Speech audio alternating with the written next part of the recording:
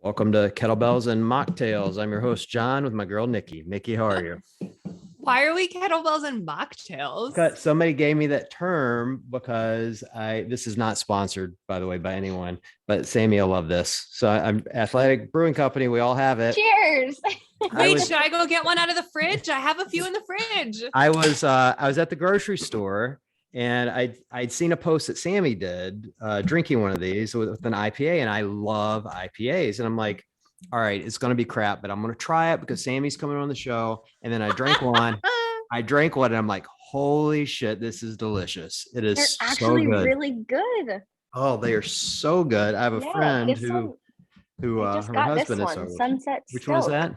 Sunset Stoke. Oh, it was a new one on there. It's like a limited one on their website, and I was like, gotta try it. But yeah, this one's a really good IPA too.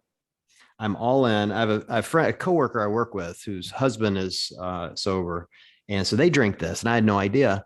And I messaged her, and I'm like, this stuff's so good. I'm gonna bring it to work and not tell my boss it's not alcoholic, and just like pop it in the middle of a meeting. Go, this sucks. Pop a beer, just start chugging it. It's gonna be great. Oh my gosh, yeah, it's so funny. I found them a couple of years ago. I mean, Matt's been sober for many years, and I'd keep O'Doul's in the fridge just to like have something, right? And I was like, there's got to be a better beer out there, because every once in a while I'd like have one or have a sip, and I've had a few more years of experience with drinking variety of beers than Matt had, because he got sober so young. And so I was like, I mean, this like curbs the craving, but also there's such good tasting beer out there. And so, yeah, I found these guys. They're a Connecticut local brand.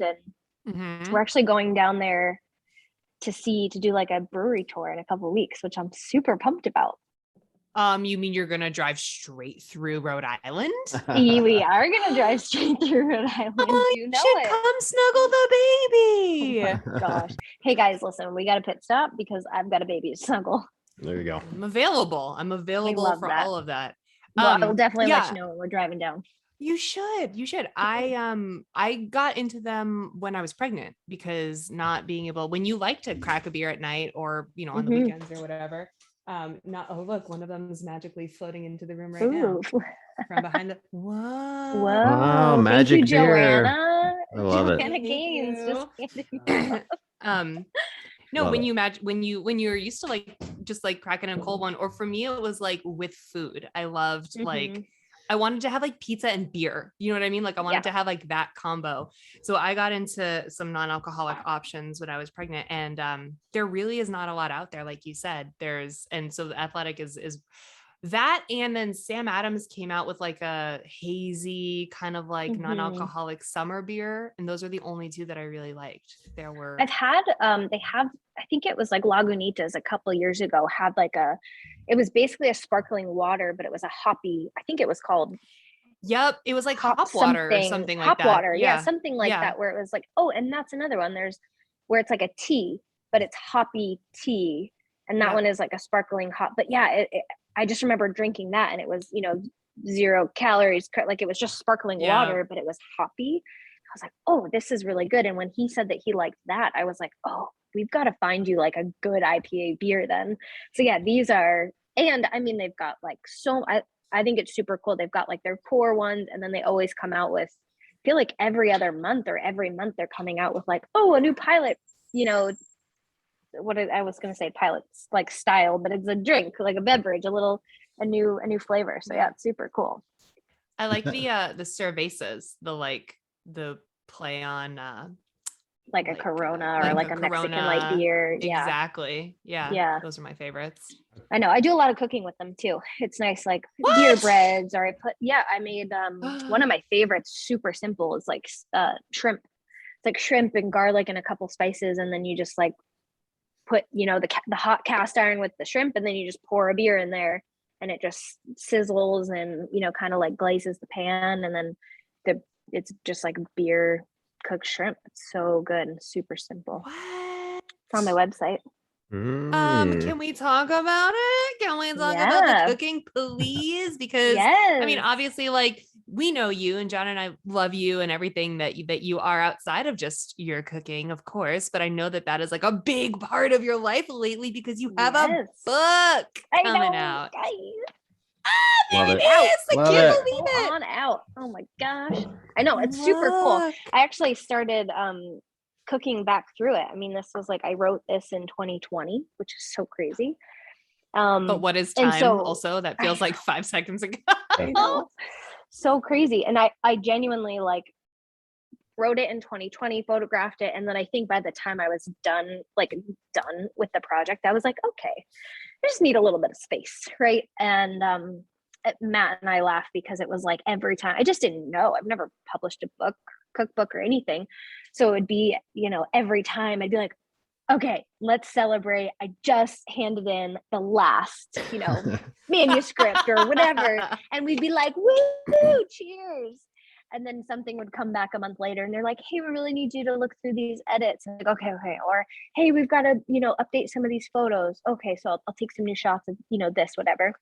So it's like every other month I'm like, okay, I've just handed in my last revision. Right. And I think at one point Matt was like, listen, Sweets, I'm pumped for you, but like, we're not celebrating this again until it's on the shelves because it's just, we've done this too many times. So now I know that you don't really get to crack your bottle or champagne or toast to a non-alcoholic beer until pub date, because that's really when it's done. Got it. It's been super cool. He was on the show a little bit ago and he was telling us about, like, very briefly, so I would really like to hear this full story from you, but telling us about how like you kind of did half the book and then you kind of had to like go back and restart it almost. Yeah, and it was mainly just the photography side. I did a little bit of research, right? Like I had this opportunity kind of put in my lap, and I was like, well, I can't say no to this. I will figure it out, right? It was one of those things that somebody was like, hey, you should write a cookbook, and I was like, excuse me, you want me to write a cookbook? Okay, sure, I'll figure it out. And talked to a few people that have just been in that world for a little bit.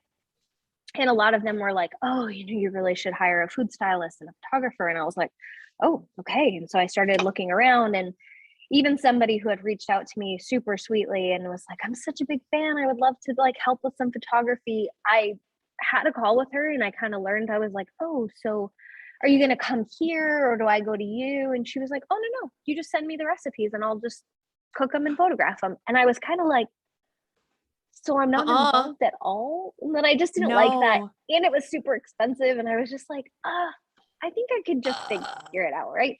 And I had done some photography. Like I had an Instagram page at the time. My style was not at all, that's when I was doing like, but your feet were in it. The feet. I remember the feet. I loved it. You know what? That's like a whole different kind of genre, right? If you're putting feet in a cookbook. So I was like, we gotta bring the food up close. So I did a handful of the recipes, and so I ended up photographing the whole book myself. But like I did some of the photos, and then I got to a point where like I feel like with photography, the only way to get better at photography is just taking a lot of photos. So I went through a couple months of like cooking the recipes, and you have to test them anyways. So I was cooking them and photographing them and editing them. And I'd gotten to a point where I kind of got it figured out. Like I figured out a little bit of my style, and I figured out the right angles and different types of lighting and stuff. And I only used natural light. And so I wasn't fidgeting with actual lights, but it got to a point where I was like, oh, I kind of found my groove. And then so the photos that I had taken to learn my groove, I was like, oh, those just don't fit anymore. So I kind of had to go back. And anyways, I probably could have gone back and reshot the entire cookbook again, but I was like, we got to end this somewhere. We got to we got to draw the line here. And now it really is. It's like, I think at one point I got a little self-conscious of, I feel like I've outgrown this book. Like the book is actually what taught me so much about cooking and recipe development and photography, that now where my things stand, I'm like, I almost feel like, oh no, there's like a timestamp on this. Like I outgrew the book before it even came out. But now that it is out, I'm like, okay, that is a timestamp. It's so cool to be able to look back and say like, you could always make something better. But I'm still so proud of what is out there. So yeah, that was a fun and somewhat stressful phase of the cookbook development. How interesting. There's so much to learn, I suppose, when you're just entering that world for the first time. Like, I'm mildly horrified to learn that food photographers just cook the recipe themselves and then take the photos, because it's your baby. Like, the whole thing is your recipe. And also, like, if you're not there, you can't really, like, I don't know, like, ensure that someone's doing it right. Like, I'd love to say that it's easy to follow directions, but there's so much variability in cooking, and like, you cook with more than just the steps, right? Like, you cook with your whole heart. Food photography is an art, Nikki. Have you ever been to a Denny's and seen what the photos on that menu looks like versus the real food? It's an art. It is very true. No, I know. So you know why I know food photography is an art is because back in the day when I worked at an ad agency that was not my own, one of my clients was Otis Spunkmeyer. I wonder if I'm even allowed to talk about this out loud. I can, whatever, it's happening. Yeah. Do you remember Otis Spunkmeyer? They make like cookies, right? Yeah, like cookies and cakes and little like whatever. And I remember there were photo shoots where they had to photograph the cookies, and we were like art directing from afar because they're in California. So we would they'd take photos and send them to us to make sure that they'd work for the campaigns that we'd wanted. But the way that they had to, we'd be like, move the cookie to the right. And they'd be like, no, we can't do that because the chocolate chip on that side is not the way that we want it to look. Yeah. And I would be like, so it's what? Very true. Yeah. Or they'd like put crumbles on the plate in a way that is like specific to what they wanted it to. And I was like, what are we? I still do not understand. There are some things that even like I do it and I'm like, okay, let's just be real for a second. There's, in what world are you like setting your dinner table, right? And then you're like crumbling the cookie, right? For the effect. And it's like, oh, sometimes that does drive me crazy. But, or like, you have this chicken dish and you take the herbs and you like sprinkle the herbs on it, but then you sprinkle the herbs on the entire table and you're like, I would never make this mess in my home. But for whatever reason, food photography, it just like makes sense. Anytime I sprinkle salt on something, it's like, you got to put a little salt on the table next to the plate to just like emphasize the fact that there's salt on this dish. And it's just funny, all those little things, but it's so true. I had this one like friend of a friend that like gave me some feedback on some of my images at the very, very beginning. And we always ate the food that I photographed, right? Like that was how it got started, it was literally just the plate of food that I was making for Matt that I'd be like, hold on, honey, I'm almost done. And I'm like taking pictures of it, right? While he's like, I'm starving. And she was saying something like, oh, when you put like here are some tips for food photography. It's like when you are doing something with like, let's say soup, you put like a bowl inside a bowl. And so it like fills the bowl a little easier. And then you can put like croutons on top, and the croutons just like sit on the top of the soup because they're actually sitting on the bowl inside. Yeah, that makes sense. And like, then they won't get like soggy because it takes like 20 minutes to do a photo shoot. Like it makes total sense. Yeah, exactly. And then she was saying like, well, if you're ever using things like mayonnaise or like sour cream, let's say for the soup, like tomato soup, they always have like a little cream, something or other on top. Mm-hmm. Just like you could use things like you actually mix up like glue and certain like, artificial things that look like the thing that you're trying to portray. So that way it doesn't melt or it doesn't, make a difference or whatever. There was one feedback that she gave me. She was like, your ground beef looks a little dry. So you could take like cooking spray and you spray the plate before you photograph it so that it looks wet and like freshly cooked. I'm like, or I could just like, cook it and cook it quicker so it's with not my dry. Photos. So it's not dry. Right. Exactly. Like don't let the plate sit for 40 minutes before I photograph it so that it's fresh. But yeah, she was like, well, you just got to be careful of the steam, which is so true. Like you can't have something that's hot because the steam will affect the photo or, fog up the lens and all that. I mean, there's like all these little tricks and that or like, a chocolate chip cookie, you want it to look like fresh out of the oven.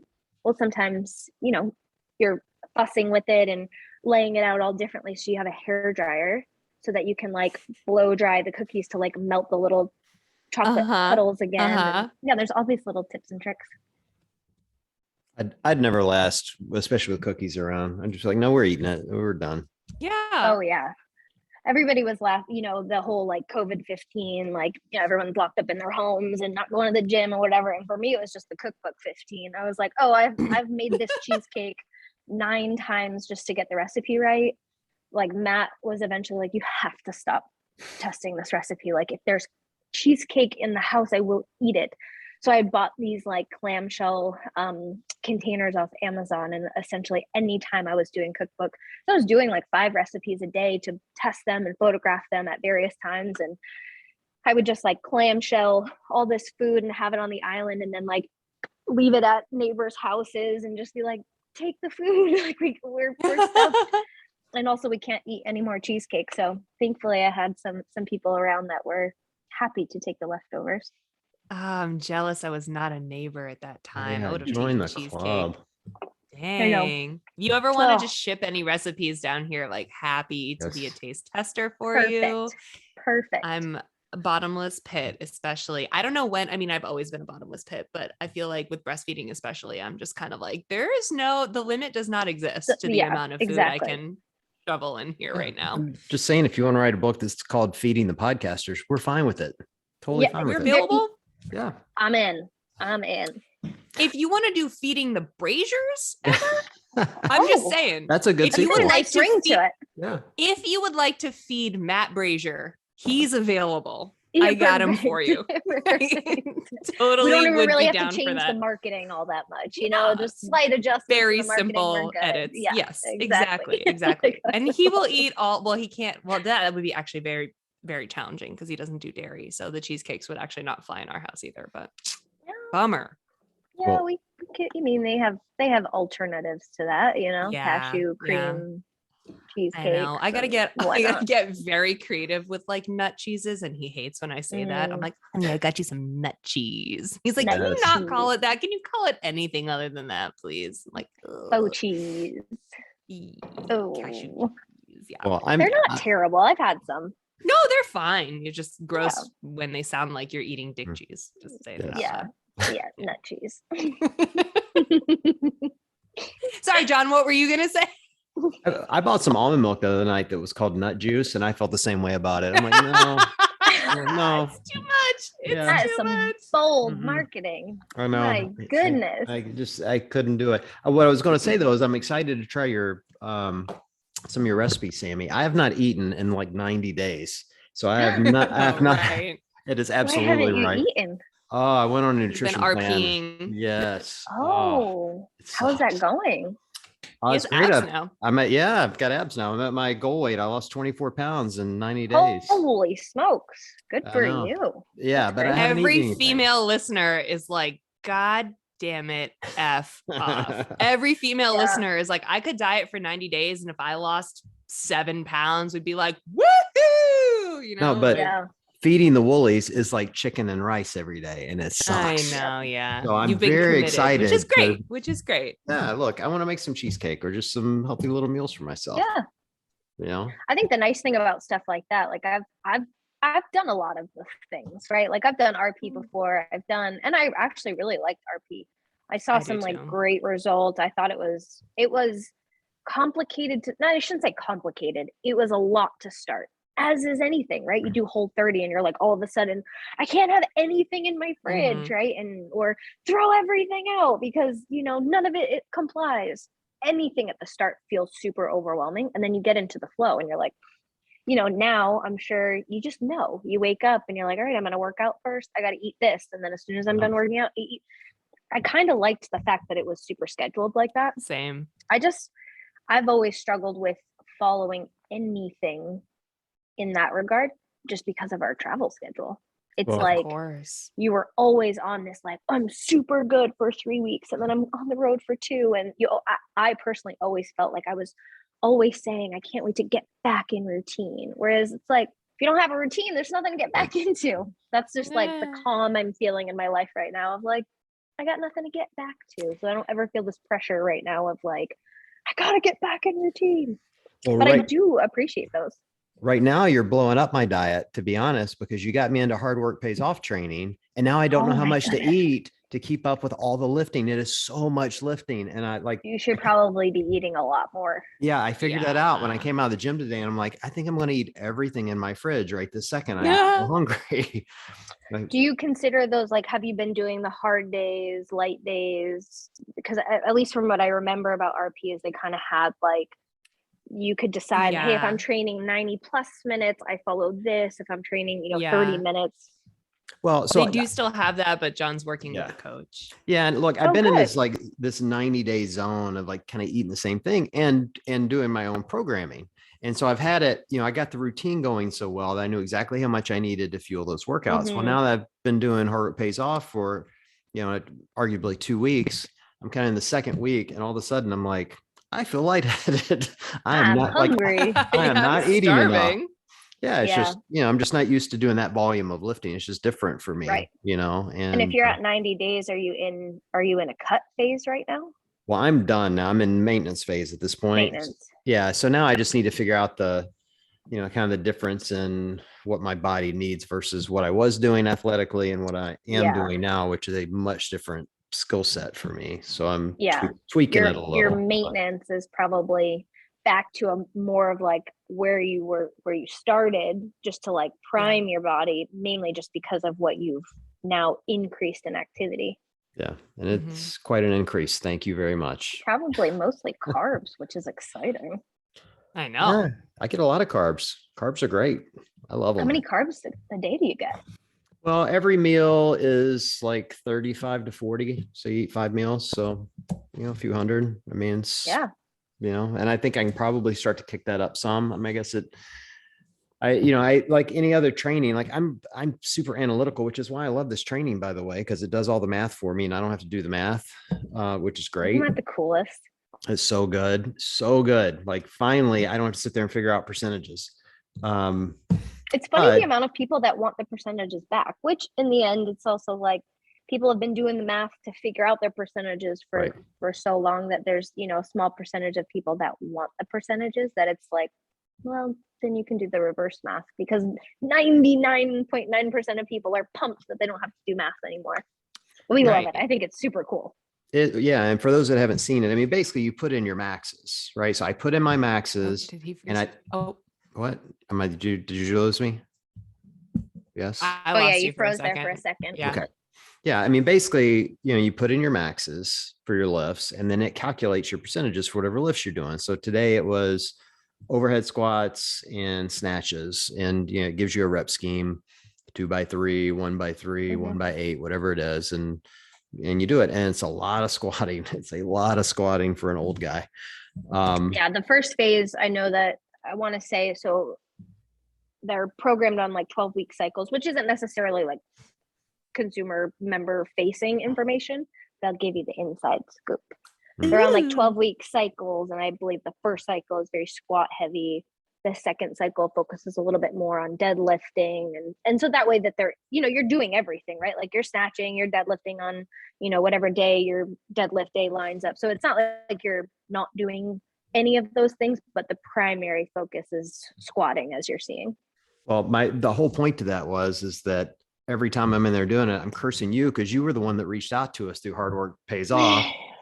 And I told this to Matt, but it was funny when you reached out. Nikki and I had already been talking about calling you to get you to come on the show. Like we were like, we got to get Sammy on to talk about this book. And then you reached out, and it was funny on my end because you signed your name to it.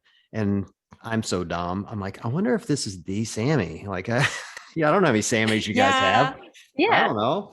Just the one. Yeah. So I'm like, I'm going to take a shot and say, hey, you need to come on the show. And you were nice enough to come on. So I'm so grateful, man. It's super cool to be able to talk about all of the things, right? Like I'm very involved in HWPO as well, but yeah, I mean, I could talk about food all day long as well. So I know, but it did surprise me though when the email came from me, because not that it should surprise me that you and Matt are working together, but I knew you were so, you're just done the book. It had just come out, and you've been that's how I've always associated you, as you're this chef, like this awesome chef. And then I get this message from you, you've got a hard work pays off email. I'm like, holy shit, she's got like 2-3 jobs now. Like, it's she's funny. Always I done went, everything. I know. I was gonna say I went from working with Matt O'Keefe on athlete management, and I left that in the end of 2019. Essentially, like I got this opportunity to work on the book, and just knew at that point, like, okay, I've grown this online presence, and I still have so much work to do. I think at the time I only had an Instagram, and like I was running a blog on Shopify, which is not any place that you should be running a blog, right? It's a product page. I had a couple products, and then I kind of like made a blog where I was just posting recipes. And I had a foodie friend reach out to me and was just like, hey, I think you have a lot of potential here that you're just kind of missing out on. Like, you should set up a WordPress blog. You should, focus on traffic to your website. Like, it's just passive income. You should establish a Pinterest, she gave me just like a list of things. And I said, okay, I'm going to get to work. So I grew an email list. I grew, I built out a website. I kind of went to work for like 4 months on hitting all of the points on her checklist. And then it was like summer of last year, I was actually starting to like make money off of my website just from people viewing it. And so that was super cool. And, had some like small products that I just thought things were cool. Like, came out with these like leather trivets that kind of fit together. And I just found them to be functional and pretty. And we had some t-shirts and we did some ceramics, and like, it was just some fun stuff. But also about halfway through the year last year, we were like, oh, we really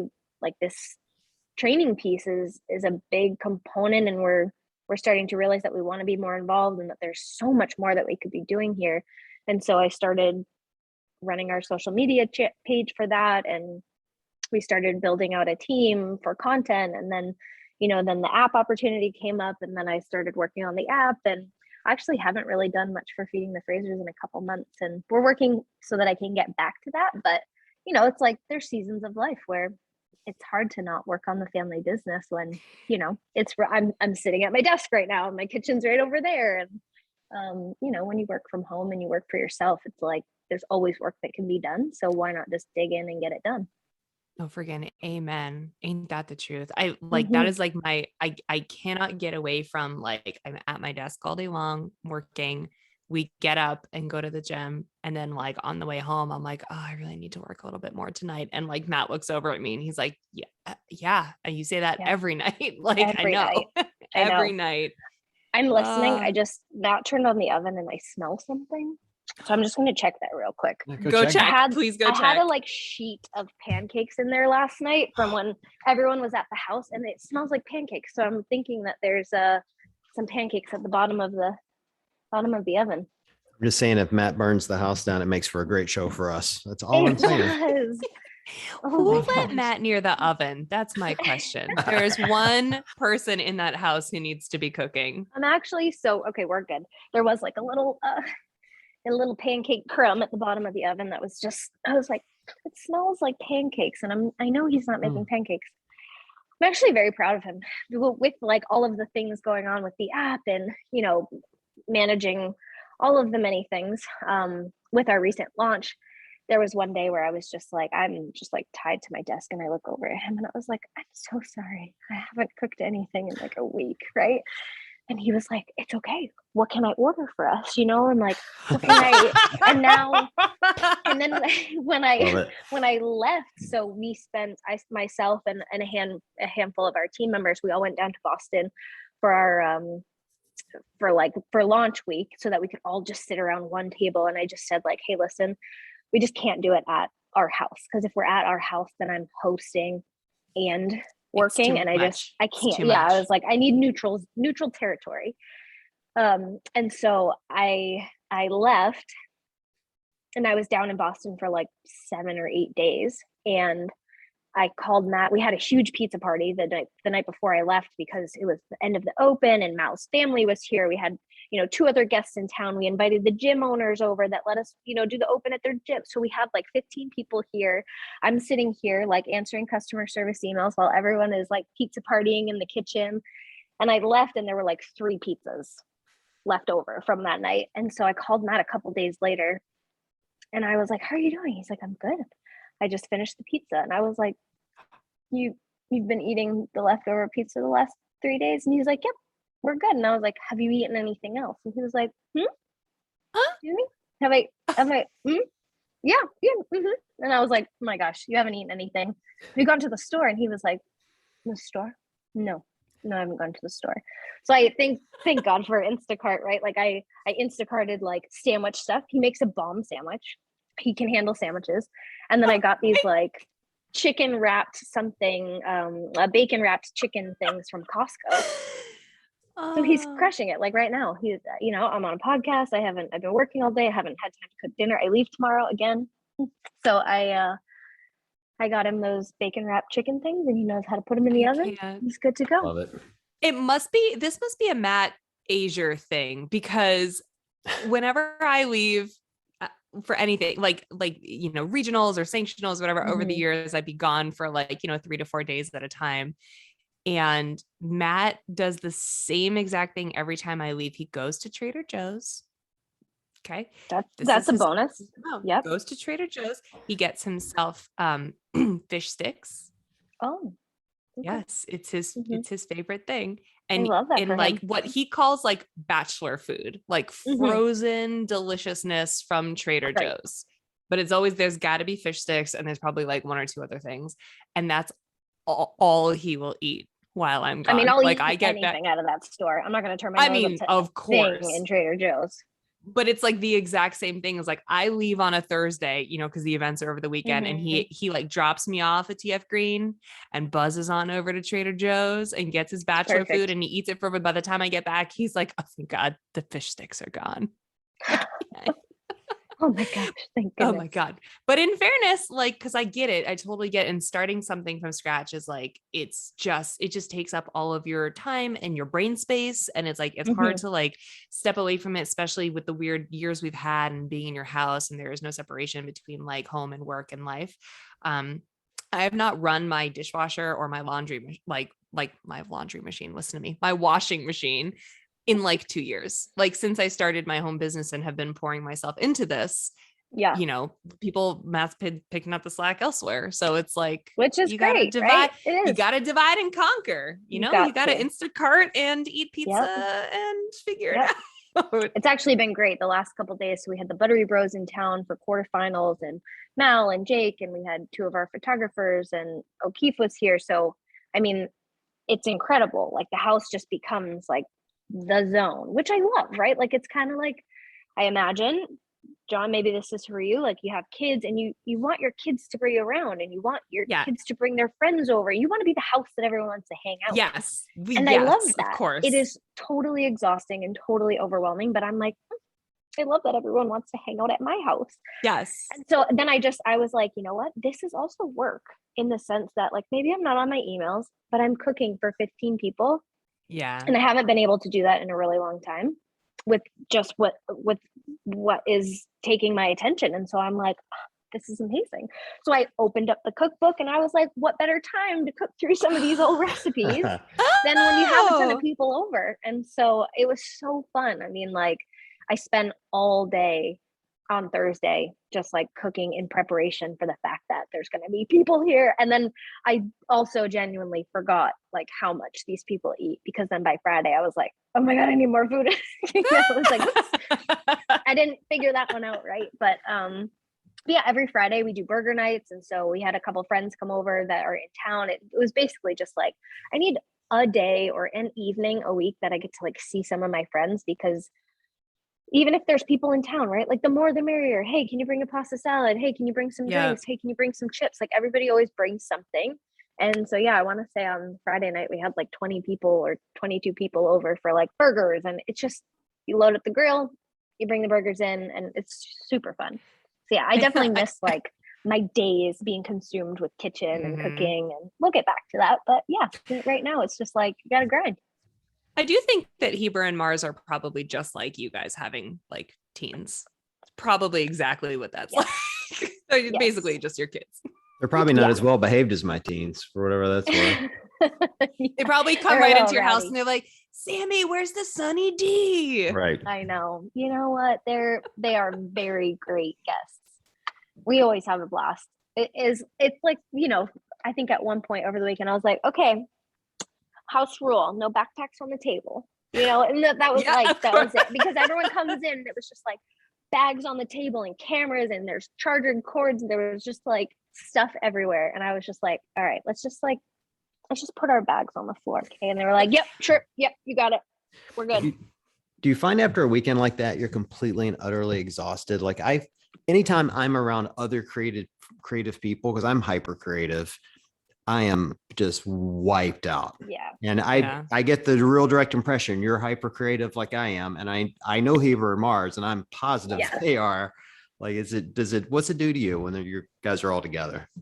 I think in general, like, I mean, them for sure, because of that creative side, and like they have very much the sense that we have of like, if you're around people, I mean, we also do work with them with Podium. And so like, there's always business to be talking about. And when it's your own thing, you just can't help but like constantly ideate, constantly like think of new ways to approach something or collab on something. And so, yeah, there are times where, we'll be here and we have, various house guests, and we oftentimes like people to stay with us too. I mean, we have a guest bed with bunk beds in there. And so it's kind of like Marston and Heber stayed with us, and it's like 11 o'clock at night and you're hanging out on the couch, and we're trying to I'm always trying to find ways to turn off.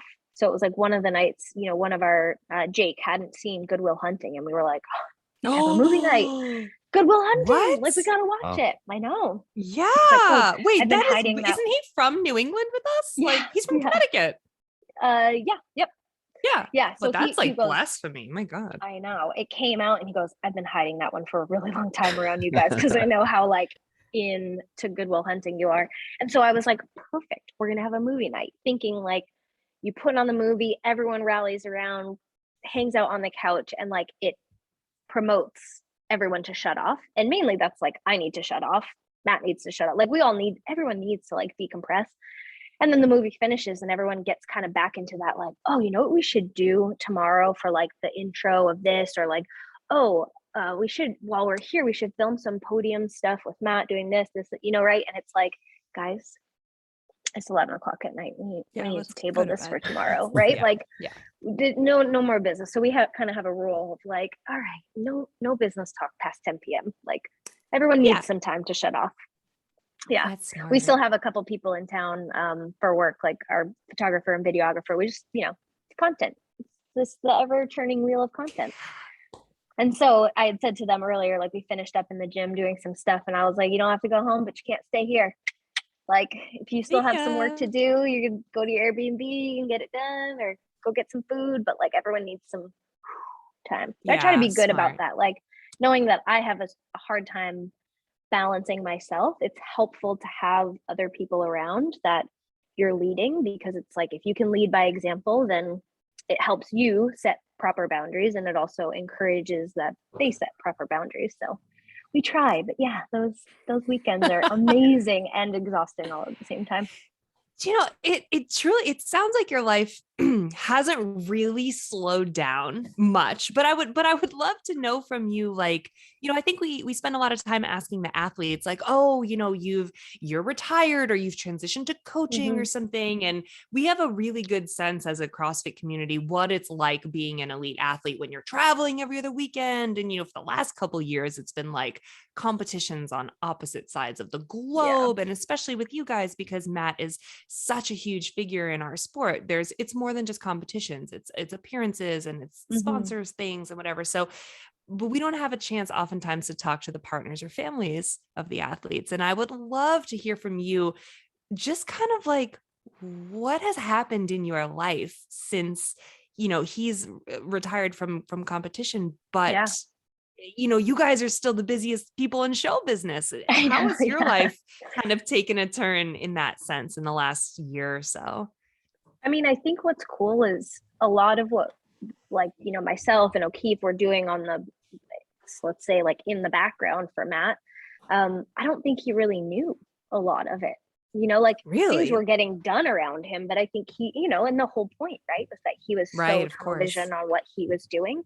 And so I don't think he really consumed like what went into the support side of things. And so now that he's a little bit more like open to what is going on around him, we got to a point with the app even, right? Like he's been very involved on the programming side, and the whole point of us transitioning and taking our programming and launching our own app was that we just genuinely wanted to be more involved. We wanted it to be more than just write the program and send it off and like hope the members get the right information, or hope the community is being, fostered and encouraged, and just all of that stuff, and hope the marketing looked like us, and you just all of those things, hope the messaging got across. And I think there was one point when we were preparing for the launch that, Matt kind of stepped back and he looked at like all of the different players involved in bringing this thing to life. And he was like, oh my gosh, this is like really overwhelming. And I was like, I mean, yes, but what part is overwhelming for you? And he was like, I'm just now realizing that I can't do any of this by myself. Like I've been so used to, when he was competing, he did everything on his own. And that's what I mean. Like he was so here that he didn't see the support that, he was very aware and very appreciative the whole time. I'm not saying that he didn't notice that we were support, but I don't think he was attuned to it. And then now that he's, kind of got his eyes open to everything, he like really sees and is super involved in the business side, that he's like, oh wow, we have a team of people that without any one of those players, like this doesn't happen. I'm used to it just relying on me. I got to show up to the gym. I got to put in the work. I got to do the rowing, the squatting, like I got to be prepared to show up. And yes, you and O'Keefe have your support roles to help get me there. But really at the end of the day, it didn't matter if I cooked his meals. Like if he wasn't putting in the work in the gym, correct. Yeah. It wasn't going to stack up the right way. So I think it's cool to see, for him to now see like, oh wow, there's a whole team of people that's helping make this happen, and he gets to be a part of it rather than the pressure being all on his shoulders. Sure. And for you now, are you traveling less, or is travel just kind of like swapped with cookbook stress? Like, what is your world been doing? I think we actually traveled more. No, come on. Yeah. Because if you think about it, it's like last year we went to 3 semifinals. If Matt was competing, we'd have gone to 1, right? And then now it's more, we're going to, like, before we had essentially an excuse to say like, oh no, sorry, can't travel, game's draining, which wasn't really an excuse. It was the actual reason why, hey, if he's only got 5 weeks to prepare for the games, be sure as shit not getting on a plane and like going and doing an appearance for 3 days, Right. So there were really cut and dry rules to obligations, or whether it be family or appearances and obligations for business. And so now it's like we don't really have an excuse, and we're also just not really good at saying no. And so we're like, yeah, we'll do that, and then all of a sudden you get to like the end of a month and you're like, whoa, that was aggressive. So I think we're learning how to like establish, and the other thing is, we're in such a unique phase, especially if we look at just the business side of things. Matt is growing Podium and we're growing HWPO training, and there's a lot of things that we're involved in that we would love to have a family, and I think that that's something on the horizon for us, but it's also like we don't have that now. So we're trying to like grind right now, knowing like, okay, there's no better time than now to like, I'm trying to not get back into that. Like when I was for sure in my early 20s, it was the whole sleep when you're dead, right? Like, yeah. I don't really love that. That's why I am trying to set proper boundaries with our company and our employees and all of that stuff. But I do think that there is a little bit of a sense of like, okay, let's just work really, really hard and set ourselves up well. I mean, like we want to own a couple $100 million companies. So let's just work really hard on it and see if we can get there. I think that totally. We're definitely traveling more. We are definitely far busier than we were when Matt was competing. But it's also just a different kind of busy. If you'd like a trial run on a kid, I have a college student you could adopt. But we got MalPal in town, so we're working with an 18-year-old these days, and it's great. Yep. Yep. Yeah. I was gonna Somebody say that's did all the hard work. Yeah. right. And Yeah. that is like the ultimate excuse to get back. Before it was like, oh, we can't, Matt's training and it's sorry, we can't. And then it becomes like, oh, sorry, the baby's got to go to bed at 7. So like, yeah, we're not coming out. That is one thing Yeah. I've said to a few friends, like, oh man, kind of can't wait to have kids and things slow down a little bit. And they're like, I think you have that backwards. And I'm like, no, I think I know what I'm saying. I think it's just that there's a reprioritization of, like Yes. right now we have no reason to say no to certain things and we often Yes. don't. And then you get to a Yes. point where you're like, oof, I should have said no. Like, I'm exhausted. Yes. Whereas I am looking there are- in a mirror, Sammy. I am straight up looking in a mirror. That There was are like, we boundaries. were always that couple to be like, yeah, we'll go there and we'll go there. And we were like last to have kids too, right? Like all my friends already have kids. So then it's like everyone else has a family. So like, it's easier for us to get in the car and travel. It's easier for us. Like we don't have this, we don't have that. And, and I'll start a business and Matt will take some side gigs. And, everything was kind of like, let's just hustle and grind now because we can. And then I got real scared. I was like, there aren't enough hours in the day. How am I supposed to have a kid? And that was kind of the like, and then obviously it just becomes, you reprioritize, like you said, and you figure out, and it does force you to slow down, but in the best way, in the difficult way to swallow if you're a real go-getter at first, but like in the best way at the end of the day. Yeah, I'm super excited. I feel like it's we were talking about it right before we started of like, I'm excited for that responsibility. I mean, that's like, that's the whole point of having children is to parent and create, the people. It's like, thankfully we are very similar individuals and I'm excited to see the type of humans that we raise together. And I just think that that's super, I mean, like, yes, maybe smidge a little bit narcissistic, right? In the sense of like, I want to create more people like me. But I think that that's, I hope that that's a good thing. I hope other people want more people like me in the world because I'm excited to like mold a mind and create experiences and opportunities. And I think that that's like that was the thing that convinced me to have kids in general. Cause I never wanted kids growing up and I wasn't really? like, no, never. No. I was like, I want 100 dogs, just like dog farm, please. That's where I'm at. And finally, oh my God, we couldn't be more opposite. I know. I like, was never don't like that. care about pets. I don't want to take care of it. If it's not going to give me food, I don't want it. Yep. No, I was obsessed. I was like, let's just have like 500 Bernese Mountain Dogs and we'll just call this heaven. That's what this is. And then like obviously several years ago when we were like, actually like organically, I think this is actually a really great next step for us. And let's think about it and let's plan it. The one thing that truly convinced me was I would love to have more people on this planet that are just like Matt. Like I already spend all my time with this dude. It would be cool to have more of it, more of him. Yes. Like more fill a car with people like Matt and let's go on a family vacation. Like, let's do it. That was like, that was the deciding factor for me. Like, all right. I'll break my pelvis for this. Let's do it. Come on. Oh my gosh. Did you actually break your pelvis? Oh yeah, for sure. I'm in physical therapy forever. Yeah, forever. But it's fine. Let's do it again. You know what? Why not? It's already broken. Slide right out. Come on. That's what I'm saying. Next time's gonna be way easier. Number 2, way easier. Making a solid case, Nikki. Solid case for more babies. I mean, I'm sold. I think it's like the coolest part is that your body just knows what to do. Wild. Like, what is crazy to me is it's completely involuntary. You don't have to think about growing a little baby set of lungs. Your body just does it. Insane. You're just like an actual co-pilot when you're like, well, okay, I guess we're having this kid right now because, this stuff is happening. That is just wild to me. I'm terrified, but it's also like, it's so cool. It's so crazy, cool. dude. It's so cool. I was in the delivery room for both of mine and I have really shitty memory. I'm old, right? Like I couldn't tell you what I had for breakfast, but I can tell you the color of the room and what it smelled like in both of those rooms when my daughters were born, vividly, like it was yesterday.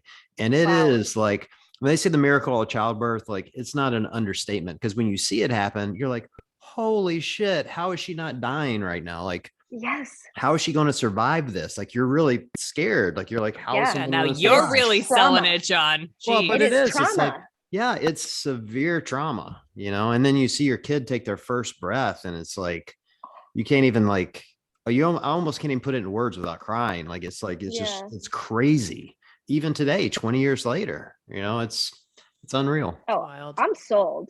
I'm like, I've heard the horror stories. I've heard the like, oh my God, it was nothing. You know, I've heard it all, right? The people that I have a couple friends that I was like, you know, you just had a kid, and I was like, don't hold back.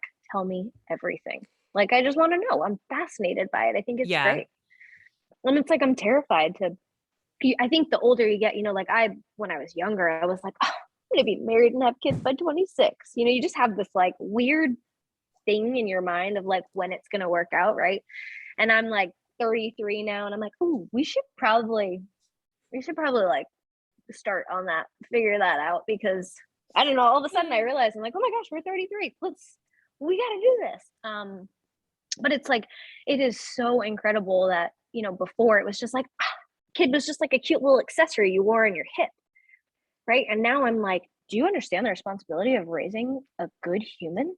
Like that to me is just the cool. I'm so glad that I didn't have a kid at 26 with the sheer thought of like, oh, it'd be so fun.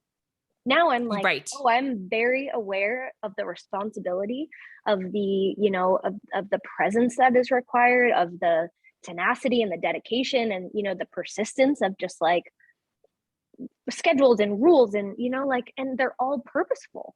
And it's like, oh, you just hope that you set a good example, and know that that one little example that you set when they were 2 years old is now going to determine how they make decisions at 20. Right. It's like, oh, I feel the weight of that responsibility. And we don't even have kids yet. Right. But I love that that's how we're thinking going into it, versus like, yeah, it'll be so fun. Like, yes, it will be. But I think it's important to have like a little bit of awareness of actually what you're taking on. Well, I'm going to send you a couple books someday when you guys are in that season of life, because I'm reading a couple really, really great books about basically how to not raise a shithead. And that is like, that it's perfectly insane, titled. But it's like huge responsibility, like you're saying, especially knowing like you know, when I found out I was having a boy, I was like, oh my God, how do I make sure that this little man is like respectful of women and understands the world around him and understands his own privilege and understand like all these like really important fundamental things that like the world is getting so woke now. I'm like, let's make sure we're doing this right. And I have a couple awesome books with just really interesting, different perspectives just to like open minds up. And I just think that is stressful and awesome and important. And did I mention stressful? Yeah. Well, it's also like, you know, we're in the phase right now where we're the best parents ever because we don't have them, right? And so you have these opinions of like, you see other people do it and you're like, oh, we're not going to do that, right? And I get it, right? It's easy for us to say that. And I'm sure we're going to be eating our words. Yeah. You will. We're going to eat our words, and that's fine. But I also think it is important to identify like what is important. Like having those little conversations, we don't have them publicly with the parent or the, you know, the families that we're saying them to. But I think it's important for us to have them to understand like, what level of parenting do you want to be on, or what is going to stand, you know, because it's super important that you're on the same page. Like that's all of it, right? It's like you can't have mom setting certain rules and dad setting certain rules. Like that's so confusing to the child that I just feel like having those little drive home conversations of like, can you believe that they did this? You know, like we're never going to do that. And it's like, we might, but at least we're on the same page of like, what are we not going to stand for? That's what do we think we're not going to do? Right. Yeah. Exactly. Totally. Well, wait till your kids are old enough to start telling you those things. Mine will come back from places and tell me about other people's parents and the way they parent and how different it is. So that's when you know you did it right, when they come back and you start seeing their own little opinions. And for the record, they're not parenting or parroting my parenting style. You know, like it's what's really unique about children as they get older is as much as you can sit here and think and go, all right, I'm going to raise this great little kid to be like XYZ. All of a sudden your kid ends up with a totally different opinion than you, whether it's political beliefs or religious beliefs or whatever. And it's kind of beautiful to see that they're out there forming their own opinions and, you know, becoming their own little human. But to your point, you still have to guide them and give them direction and, you know, set them down the right path. It can be really rewarding.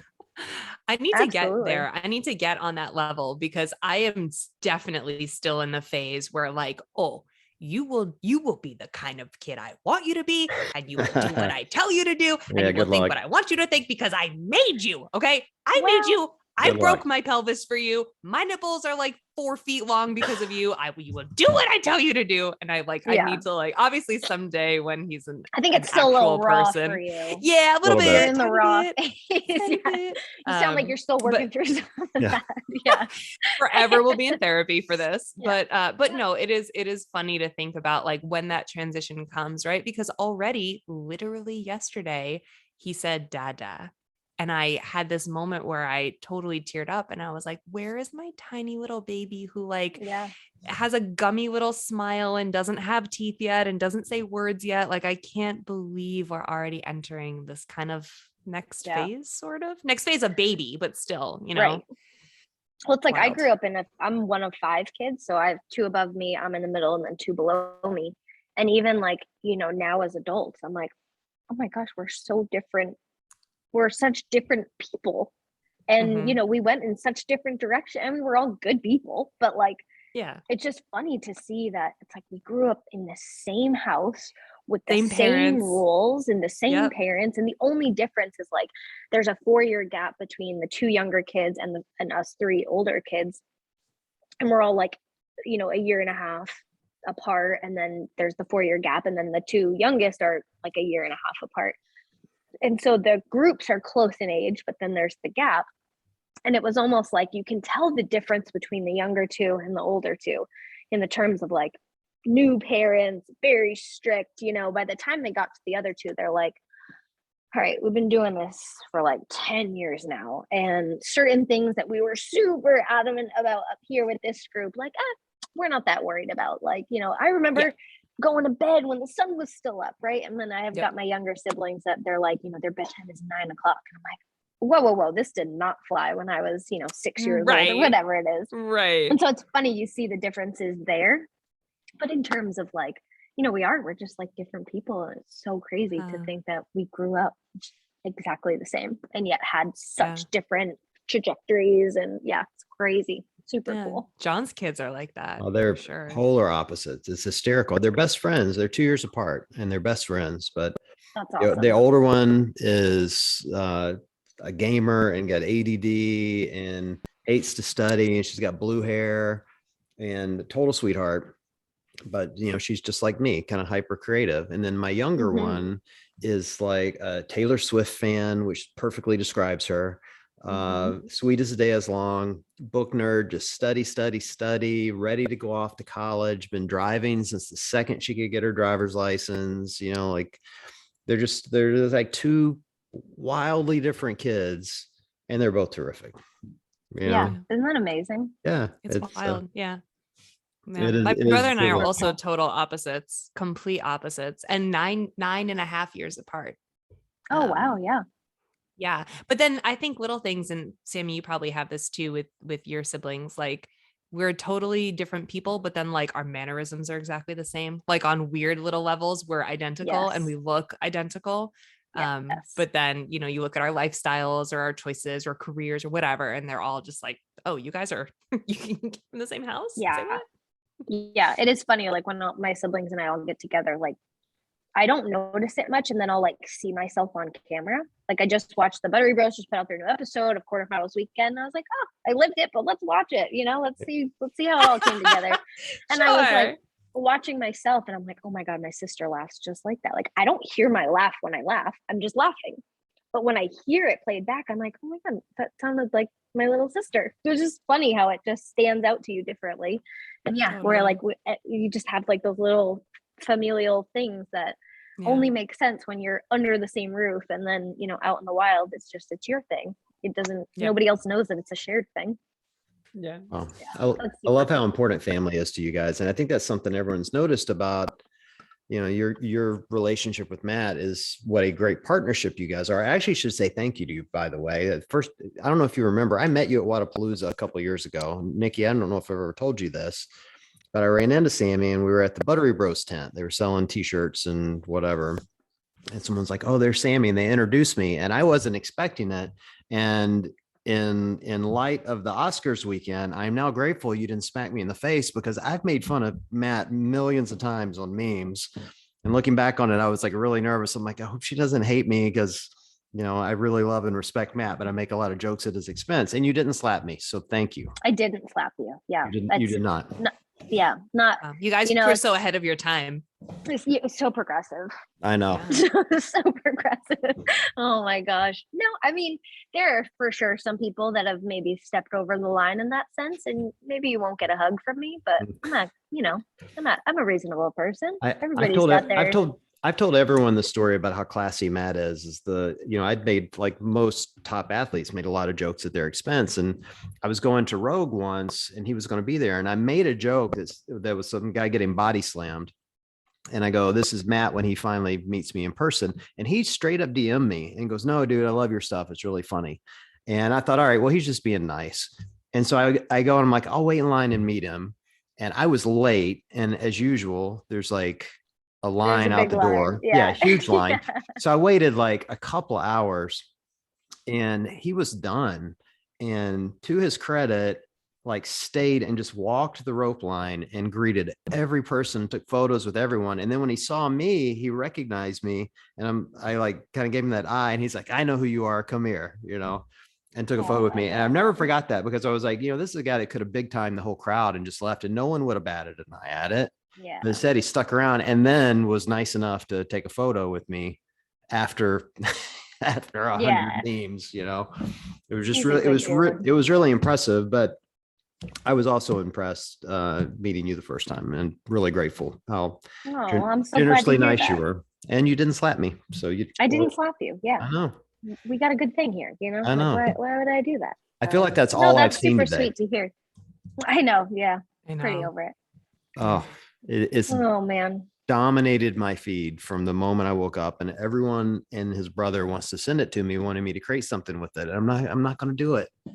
I'm not going to create a meme of somebody slapping somebody else in the face, even over making fun of their spouse. Like it's just, I really don't do celebrity anything. It's like celebrity news. I really don't. I can't. I don't know. I have so many other more important things. News, so why would I watch? Girl, I was on the news for like a decade, and I don't watch the news anymore. Nikki's on QVC now, though, so she's big you time. Are? Yes, what? She's big time. I am. Big time. What can I buy from you? You can buy a Java sock for your iced coffee. Oh my goodness. Wow. Look at I mean, please, I will send you some if you ever go through the coffee drive-through. You need them. Yes, this is very true. Don't want that condensation all over my car. Feeding the Frasers on QVC. Sweaty cup. We can make you a custom Feeding the Frasers Java sock. How's that? How amazing. We need to talk about this. Let's do it. Oh my gosh, that's incredible. No, it is one of the brands that I do all the marketing for at my agency, and they got the opportunity to get on QVC. At our last episode, I had just gotten officially QVC certified. They needed someone to go on, and because we've been marketing for them for years, and I know everything about the brand and helped build it and expand it and all that, and because I have TV experience, it only made sense. Right, I get to be the one. You're so like, maybe I know exactly how to Vanna White the shit out of this. I do, and I did my whole thing, and no one even gave me any points of feedback. They were like, "Nikki's good," and I'm like, "Send me my certification, bitch. Let's go." Oh my god, I love that. That's amazing. So maybe this is a start of career. Who knows? Oh my goodness, QVC is looking for their next hot mama. I'll be call now. Reds almost sold out. You guys really need to get on top of it. Oh my god, did you have to film like all of those case scenarios? No. It's going to be live. I have 7 minutes. Live Zoom from my kitchen. Mm-hmm. Your Joanna Gaines kitchen or your kitchen? If only my real life kitchen. Your real life kitchen. Yeah. I love it. I had a Skype test today, and the guy was like, "Can we throw some more light on your cabinets in the back?" And I was like, "No, I have shitty recess lighting. I can't. I'm sorry. No, this is my kitchen." You're like, if you want to send a light technician out here, sure, dude. Literally, if you want to fly me to your studios, I will come. But this is what you get in my kitchen, and it is not this kitchen. It is my real life kitchen. Oh my gosh, I do love your faux kitchen. So funny. I was so duped the first time I saw it, and then you moved too fast, and I was like, wait a minute, what's happening here? So it perfectly set up. Thank Good you. background. I'm a master Good of background. the virtual background. And I Awesome. oftentimes will pick different rooms from Joanna Gaines's house because I'm I was obsessed. gonna say, do you change it or you're always in the kitchen? I think for podcasting, I'm always in the kitchen. Mm-hmm. I think, I don't know. I've gone through phases. When we first started podcasting and recording, and it was like the beginning of the pandemic, and I gave a shit about what I looked like, which has certainly gone downhill in the last 2 years. Bye. Yeah, I would like get made up, or I would like throw filters on. I think we did a whole series of episodes where I was like, had like a bunny filter on. Okay. Like ears Keeping and it a big nose interesting. and stuff. I did a Yeah. meme one time of Nikki not wearing makeup, and people blew me up over it because it was so mean of me. I loved it. It was the It was my best. favorite. I've saved it, and I will sometimes go back and chuckle at it because it was like the Britney Spears, like looking hot as hell on stage, and then like, you know, coming out of the bathroom in her Uggs and like cigarette and whatever. And then it was like me like on camera at the games, and then also like I mean, on this podcast with like a messy bun and like, yeah.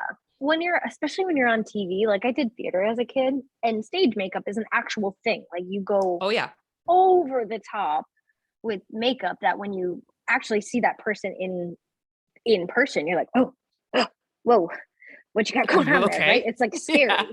But then on stage, it's just like, it doesn't look any different. So it's the same thing with TV. Like I've come to notice, it's like, okay, you probably don't wear that much makeup in real life, but on TV, you have to like over exaggerate it, knowing that it's going to dull itself down.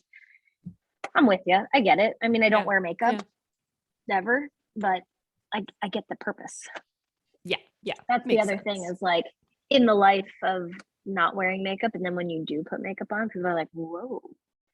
I'll never forget. My dad told me this. It was my dad or my mom. I just remember it was like getting close to like prom time. And I was going through, as most teenage girls do, right? You kind of go through this phase where you're trying to figure out like wearing makeup all the time or not, or like, you know, tweezing your eyebrows was a really big thing back then. Thanks. Yeah. And so I remember like leading up to prom, and I think it was my dad's way of like trying to get me to recognize my beauty and not wear makeup all the time and all that stuff. And he was just like, listen, take it or leave it. But wouldn't you want to show, like, if you wear makeup like that every day, then we actually put effort into like wanting to look nice. You're not going to look any different. Like makeup is intended to like make a statement, right? And so he was just like, you know, prom is coming up. You spent all this time on getting a dress and the shoes, and you're going to get your hair done, all this stuff. And like, but you're going to look just the same as you do every day at school. And I'm sure he didn't say it in that way, but that was the context of it. And I think this was like junior year of high school. I just like stopped wearing makeup because I was like, he's right. If I want to like be drastically different when I get dressed up or when I put effort into something, you know, I want there to be a noticeable difference versus like, this is my everyday face. So I'm pretty happy with my everyday face. And every once in a while I put on some makeup. Yeah, I love that. I honestly couldn't tell you the last time. I wear mascara. That's about as far as I go on the makeup front. Wake up the eyes a little. Not that these eyes need waking up, but you know. Open her up a little. That's a great story. I love that. Mm-hmm. I love that he was like supportive, but also like practical. Right. Yeah. This too is my everyday face, in case you guys were wondering. Yeah. It looks great. You wear it well. Thank you. You wear it well. Yeah. Do you ever change the glasses? Do you accessorize with the glasses? Every once in a while. There you go. Well, Sammy, we won't keep you all night, but I mean, I could chat all night. I'm sure you guys are the same. No, same. No, I have a baby I have to put to bed. Oh, sweet baby. I know. He's got to get his nightly snuggles from his mom. For sure. But before we wrap up, just make sure everybody knows where they can find your stuff. Yes. Thank you so much. So you can follow me at Feeding the Frasers. I also have a website, feedingthefrasers.com. You can get this book on Amazon. You can get it at Target. You can get it at Barnes and Noble. You can get it pretty much anywhere you buy books, which is super cool. And the book is called Feeding the Frasers. I believe there's links on my website, on my Instagram bio, all that stuff. So people need quick searches. That's where they can find it. And I really hope people enjoy this. There's a ton of delicious recipes in there. And it's excited. It's organized by, I have like 2 sections for breakfast because I just couldn't decide. So there's a breakfast sweet and a breakfast savory because breakfast is just so fun. And then there's your traditional like chicken and pork and beef and lamb and sandwiches and sides and snacks and sweets. Is there a Yeah. biscuit? Is there a biscuit recipe in there? There is a biscuit recipe. Okay. Now, It is a sausage maple biscuit recipe. all right. I'm a Southerner, She's Sammy, legit. and I'm gonna make them, and then your entire Amazon review revolves around that biscuit. I'm just throwing that Oh out my there. goodness, this is gonna be No pressure. huge. No No pressure. pressure. They look amazing. There's sausage and maple syrup in there. How could it go wrong? It's already a You winner. can't. It's already a Ugh. winner. My gosh. Well, I hope you enjoy. I hope everyone enjoys. Thank you so much for supporting my book. I really, really appreciate it. I'm so proud of it. And I'm just excited for people to get it. All right. Well, Nikki, you get yours. I'll get mine. We're going to compare recipes. Let's go. How about that? Let's I go. love it. I'm ready. I love it. I'm totally We ready. can- You have to do the cooking. We could do a bake off. Okay. Yes. Yes. Yes. I'm in. Cool. Perfect. I'm in. Oh, Perfect. thank All right. you so Let me know much, when this is Sammy. going down. We can do like maybe on our way through Rhode Island, we can stop in and film a segment in the kitchen. I'm so ready. Perfect. I love it. Perfect. Oh my gosh. Well, appreciate you guys. Thank you so much for having me. No, thank you for joining us. Nikki, great to see you again as always. Go snuggle that baby. Make him say mama this time. Going. I know. I'm trying. Make it happen. All right. For everyone listening, thanks for joining this evening. We appreciate it. We'll chat with you guys soon.